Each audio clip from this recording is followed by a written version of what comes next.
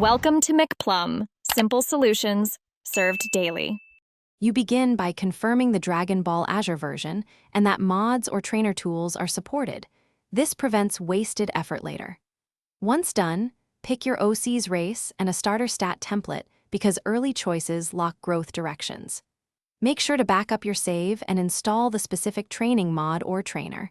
That protects progress and lets you reset experiments. Now launch into the character editor and apply the base template so you can start automated training sequences immediately.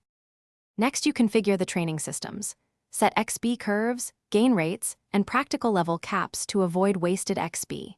Then assign skills and choose sparring partners that train the exact stats you want, because partner selection drives targeted gains.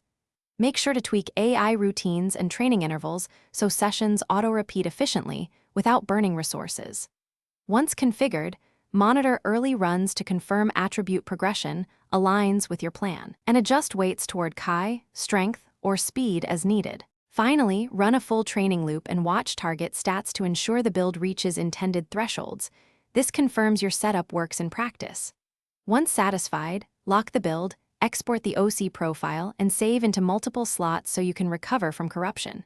If progress stalls, clear mod cache, reinstall the trainer, or reapply the original template. These steps fix common desync or data mapping issues. If trouble persists, reload your backup and repeat configuration with smaller incremental changes.